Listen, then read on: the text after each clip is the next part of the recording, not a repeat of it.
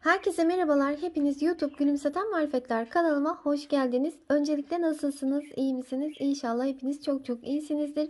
Bugünkü örgü anlatımımda herkesin kolaylıkla örebileceği harika bir iki şişle patik modeli yapımını sizlerle paylaşmak istiyorum. Gerçekten çok güzel, çok kolay ve ayakta duruşu da bir harika.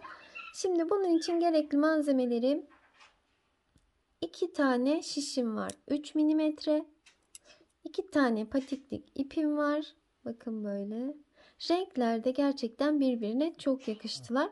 Öncelikle pembe rengimle örmeye başlayacağım. Bir adet de iğnem var dikim için. İpimi ben boynuma takarak örüyorum.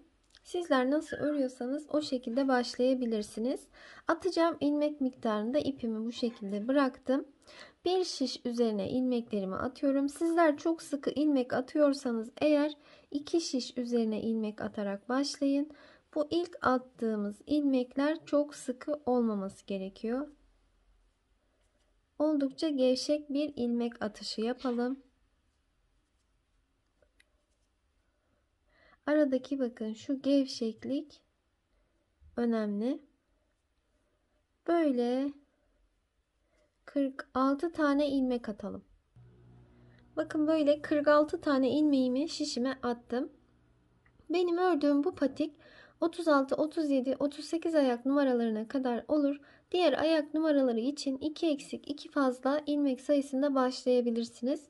Şimdi burası örgümün arka yüzü. Başlangıç ipim burada. İlk ilmeği her zaman örmeden diğer şişime geçiriyorum. Ve diğerlerini ters olarak örmeye başladım.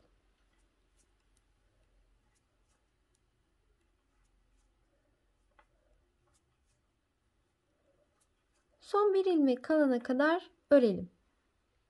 Son ilmeğime geldim. Son ilmekleri her zaman düz örüyorum ben. Kenarlar daha düzgün çıksın diye. Bakın bu şekilde örgünün arka yüzünü tamamladık.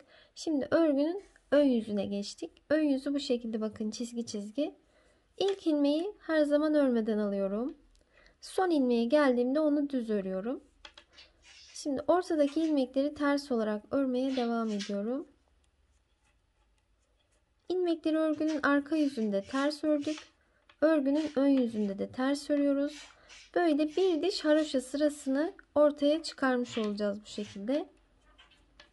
Böyle sıra sonuna kadar örerek devam ediyoruz. En son ilmeği düz örüyoruz. Buradaki amaç kenarların daha düzgün olmasını sağlamak. İlk ilmeği örmeden alıp son ilmeği düz örüyorum ki kenarlar düzgün çıkıyor. Ortadaki ilmekleri örgünün arka yüzünde ve ön yüzünde ters olarak örelim ve böyle haroşa sıralarını oluşturalım. Örgünün ön yüzünden saydığımızda 35 diş haroşa sırası olana kadar örelim. Evet, toplamda 35 diş haroşa sırası ördüm. Daha büyük ayak numaraları için örüyorsanız bu sıra sayılarında 2 eksik ya da küçük ayak numaraları için 2 fazla eksik yapabilirsiniz. Evet, ben sıralarımı tamamladım. Toplamda 35 diş haroşa sırası ördüm. Şöyle ön yüzden bakın. Şu sıralarımızı sayıyoruz. Bunlar toplamda 35 diş haroşa sırası ediyor. Daha büyük küçük ayak numaraları için 2 eksik 2 fazla yapabilirsiniz bu sıra sayılarını. Şimdi 36. sıramı öreceğim ve biraz ilmeklerimde eksiltme yapacağım. İlk ilmeği örmeden aldım. Bu arada burası örgümün ön yüzü. Sıraları hep örgünün ön yüzünden sayıyoruz. İlk ilmeği örmeden aldım. Bir diğerini ters olarak ördüm. Sonrasında 2 ilmeğin ikisini birlikte ters ördüm. Bir ilmek eksilttim. Bir tane tek ördüm. 2 ilmek birlikte ters ördüm. Bir ilmeği tek ördüm. Bir tek, bir iki ilmeği birlikte örüyoruz. Şimdi sıradakini tek ördüm. Sonrasında 2 ilmeğin ikisini birlikte ters örüyorum. Sırada tek ördüm. Sonrasında 2 ilmeğin ikisini birlikte ters ördüm. Bir tane tek örelim. Bir tane ikisi birlikte örelim. Tek, ikisini birlikte örüyorum. Tek ördüm. 2 ilmeği birlikte ördüm. Tek ördüm. 2 ilmeği birlikte ördüm. Tek ördüm. 2 ilmeği birlikte ördüm.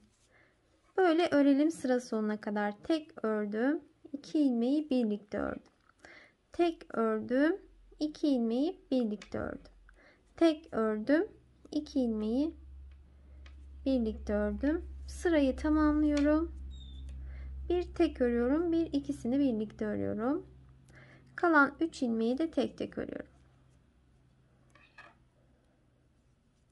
Böyle sırayı tamamladım. Şimdi sayalım kaç ilmeğimiz var. 2, 4, 6, 8, 10, 12, 14, 16, 18, 20, 22, 24, 26, 28, 30, 32. 32 tane ilmeğim var şu an. Örgünün arka yüzüne geçiyorum. Arka yüzüne geçtiğimde krem rengimi alıyorum ve şöyle pembe rengime düğümledim. Şimdi krem rengimle örgünün arka yüzünde renk geçişi yapıyorum. Artık ilmek eksiltmeyeceğiz. İlmek eksiltmemizi tamamladık. Bu kalan ilmeklerle devam edeceğiz. Ters olarak örüyorum ve renk geçişini sağlıyorum. Örgünün şu an arka yüzündeyim. Sırayı böyle tamamlayalım. Örgümün ön yüzüne geldim. Şimdi burada artık lastik örgümüzü öreceğiz. İlk ilmeği örmeden aldım. Sıradakini ters ördüm. Sonrasında düz örüyorum. Bir ters örüyorum. Bir düz örüyorum. Bir ters örüyorum. Bir düz örüyorum. Bir ters örüyorum. Böyle bir düz bir ters olarak sırayı tamamlayalım. Sırayı bakın en son bir düz yaptım. En son ilmeği de düz olarak ördüm ve bitirdim. Örgünün arka yüzüne geçiyorum. Arka yüze geçmişken şu pembe rengimi artık kesiyorum. Pembe rengimle işim bitti. Tekrardan şöyle bağlayalım. Şu şekilde. Ve artık krem rengimle devam edeceğim. Örgünün arka yüzünde de ilmekleri göründüğü gibi öreceğim. İlk ilmeği örmeden diğer şişime aldım. Sıradaki ilmeğim ters. Onu ters örüyorum. Bir sonraki ilmeğim bakın düz örüyorum. Ters görüneni ters, düz görünen ilmeği düz örüyorum. Bakın bir ters, bir düz ilmeğimiz var. Yine ilmekleri göründüğü gibi örelim. Örgünün ön yüzüne geldim. Bakın düz ve ters ilmekler ortaya çıkmış oldu. İlmekleri örgünün ön yüzünde de arka yüzünde de göründüğü gibi öreceğiz. Düzse düz, tersse ters öreceğiz. Örgünün ön yüzünde de arka yüzünde de aynı işlemi yapacağız. İstediğimiz uzunluğa gelene kadar böyle örmeye devam edelim. Evet bakın böyle bir ters bir düz lastik örgümü bu şekilde ördüm. Şu an örgünün ön yüzündeyim. Şöyle 3 parmak genişliğinde filan ördüm ben. Yine sizler de bakın göz kararı karar verebilirsiniz buna. Zaten haroşa örgü bakın böyle esneyebilen bir örgü çeşidi. Şimdi burada artık örgünün ön yüzündeyim. İlmeklerimi kapatacağım. 2 ilmeğin ikisini birlikte ters ördüm. Kalan ilmeği diğer şişe aldım. 2 ilmeğin ikisini birlikte ters ördüm. Kalan ilmeği diğer şişe aldım. 2 ilmeğin ikisini birlikte ters ördüm. Kalan ilmeği diğer şişe aldım. Tüm ilmeklere aynı işlemi uygulayalım. Son bir ilmeğim kaldı. Şöyle ipimi biraz uzunca keseceğim. Dikmek için de kullanacağım aynı ipimi. Şöyle ilmeğimi çektim, sıkıca düğümledim. İpime iğnemi geçiriyorum. Evet, şimdi burası örgümün ön yüzü. Ön yüzündeyken bakın şöyle ilmeklerimi alıyorum. Böyle birer sıra ya da bir ilmek atlayarak gidiyorum. Bakın. Bunu atladım, şuradan aldım. Birini atlıyorum, buradan alıyorum. Böyle diker gibi gidiyorum.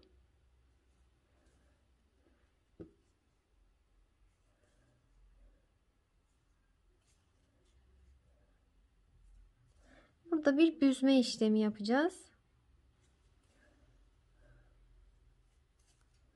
Şöyle bir tane atlayıp bir diğerini alıyorum.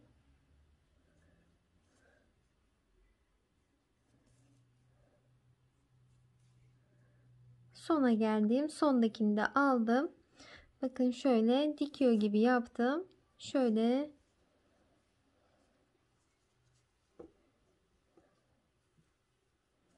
ters tarafından büzüyorum. Bakın şöyle şu kısmı şöyle ters tarafından büzdürtüyorum.